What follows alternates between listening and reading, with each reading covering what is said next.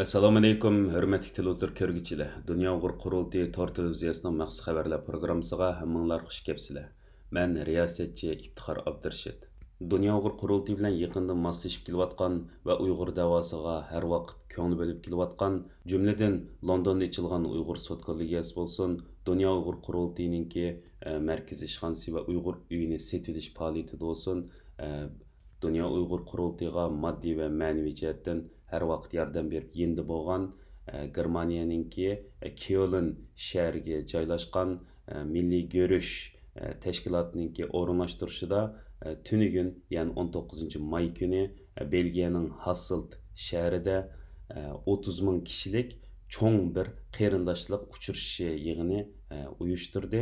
Bu cho'ng yig'ilishga dunyoning har qaysi yerlaridan kelgan musulmon qarindoshlar qatnashdi. Bularning ichida Türklarmi bor, Afrikadan kelgan qarindoshlarimiz, arablar va Indoneziya, Malayziyadan, Latin Amerikadan va dunyoning qolgan har qaysi yerlardan kelgan musulmonlar, Türklarmi kelib qatnashgan bo'ldi. Bu cho'ng yig'ilishga 30 ming kishilik bu cho'ng yig'ilishga Dunyo Uyg'ur qurultiyidan bir hay'at berib qatnashdi va bu yig'ilishda Dunyo Uyg'ur qurultiyininki raisi hurmatli To'lqin Ayso apandimmi alayda so'zga taklif qilinib, u yerda so'z qildi. Vatanimiz Sharq Turkistonda ilib berilayotgan Xitoyninki insoniyat qarshi jinoyatlari va Uyg'ur irqiy qirg'inchiligi haqida tafsili to'xtalgan To'lqin Ayso apandim bütün qatnaşçılara xitaben Dunyo Uyg'ur qurultiyininki bu zulmni to'xtatish uchun ilib borgan kurashlarni va vatanimizningki mustaqillikka erishish yo'lida Dunyo Uyg'ur qurultiyininki o'ynab kelgan roli haqida tafsili to'xtaldi va so'zining oxirida To'lqin Ayso apandim Dunyo Uyg'ur qurultiyi nomidan va butun Sharq Turkiston xalqi nomidan Milliy Görüş tashkilotiga Uyg'ur davosiga jumladan Dunyo Uyg'ur qurultiyi bilan yaqindan moslashib hamdamda bo'lganiga alayda rahmatini bildirdi va 2022-yili Dunyo Uyg'ur qurultiyi Sharq Turkiston xalqaro tashkilotlar birligi va Milliy Görüş bilan birlashib Yevropaninki markazi bo'lgan Belgiyadagi Yevropa parlamentida o'tkazilgan xalqaro Uyg'ur munbirini billa ochganligiga va buni muvaffaqiyatli bo'lganligiga alayda rahmatini bildirish bilan birga buningdan keyinmi Uyg'ur davosini bo'libmi İslam elleriga anlatışda Türk ve Müslüman teşkilatları bilen bulupmu Milliy Görüş teşkilatları bilen yakından hemdamda bulduğanlıqını ve her vakit Uyghur davası için kuch chiqarib kelgan qarindoshlarga rahmatini bildirganligini bildirdi. Hurmatli ko'rmanlar, To'lqin Ayso apandimninki bu hayvatlik stadyumda 30 ming kishining oldida qilgan bu nutqi diqqatingizda bo'lsin. Bizim dayanışmasını sergiledik. Avrupa ve Japonya parlamentosundan bütün dünyaya onlarla ve onların adına haykırdık. Doğu Türkistan dedik ve mazlum bir coğrafya adına Dünya Uygur Kongre Başkanı To'lqin İsa Bey'i güçlü alkışlarınıza sahneye davet ediyoruz.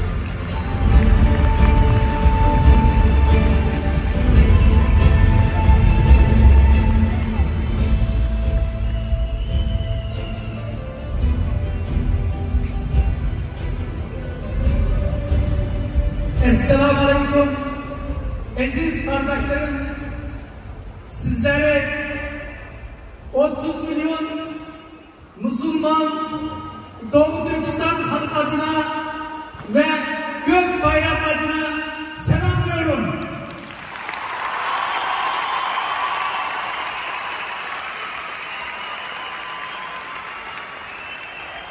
Sayın Başkan, çeşitli ülkelerden gelen diğer misafirler, malumunuz olduğunuz gibi İslam ve Türk dünyasının doğudaki kalesi, ilk Müslüman Türk devleti olan Hakkaniye Yönetimi'nin kurduğu ilk Türk sözcüğü Divan-ı Lügatü ve ilk felsefe kanun kitabı Tutarlı Birik'in yazdığı Türk İslam dünyasının mazlum ve mağduru Doğu Türkistan'da Uygur, Kazak, Kırgız, Üzbek Türkleri olmak üzere yaklaşık 25-30 milyon Müslüman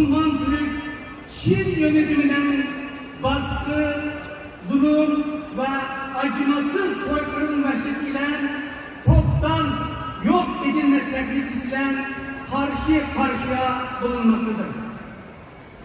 Komünist Çin 1949'da işgal ettiği bu bağımsız ve özgür Doğu Türkistan'da yaşayan Müslümanlar yani bizlerin hem dindaş hem dildaş hem de soydaşlarımızı 75 yıldır Çin'in çeşitli baskı, kurtlaş, dinsiz zulmü ve çeşitli asimilasyon politikaları uygulamalarıyla Doğu Türkistan Müslümanlarını toptan soykırımla yok etme yönelik politikalar uygulaya gelmektedir.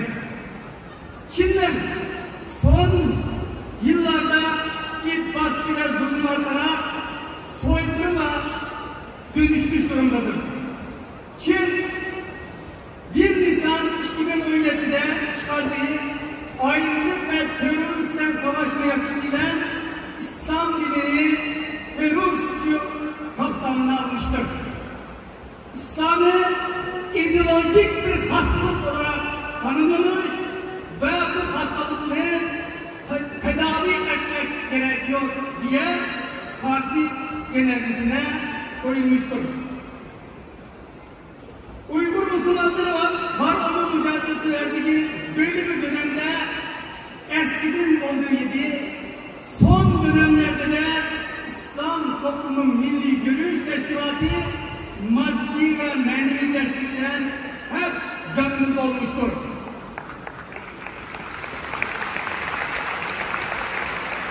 Davamızda, uluslararası platformu taşımamızda hep beraber yanımızda oldu ve beraberimizdir. Teşekkür ederim.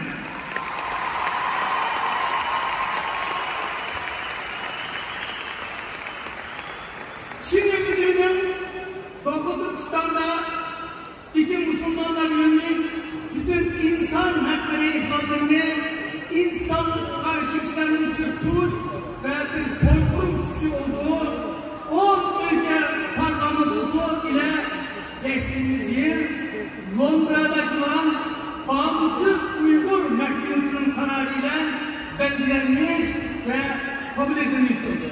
Özellikle Londra'da açılan bağımsız Uygur Mahkemesi'nin kurulması ve sonuçlanmasında İslam Toplumu Milli Görüş Teşkilatı ve Hasene Yardım Derneği büyük katkıda bulunmuştur.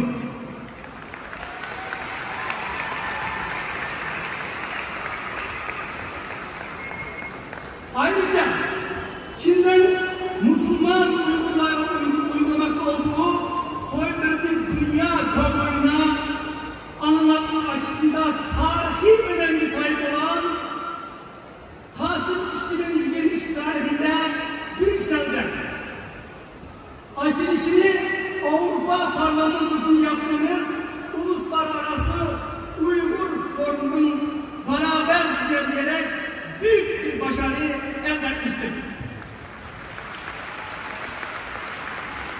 Bu vesileyle Doğu Türkistan Müslüman kardeşlerimiz adına İslam Toplumu Milli Görüş'ün diğer başkanı Kemal Ergün Beyefendi'ye ve tüm çalışma arkadaşlarına tekrar teşekkürlerimi ifade etmek isterim. Teşekkürler başkanım.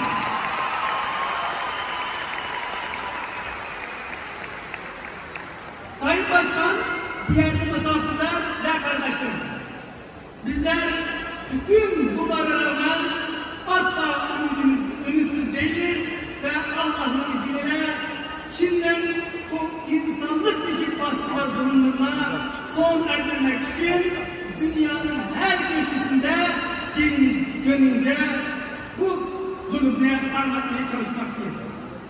Bu Doğu Türkistan'da mücadelemizden daha ileride götürülmesi noktasında bu yardımlarımıza çok daha ihtiyaç duyduğumuzu belirtmek isterim. Sizlere en içten duygularımla selamlıyor, dualarınız, katkı ve yardımlarınız için şimdiden teşekkürlerimi izah ediyorum. Çalışma, sefer bizden, yardım ve başarma Allah'tırdır. Teşekkürler.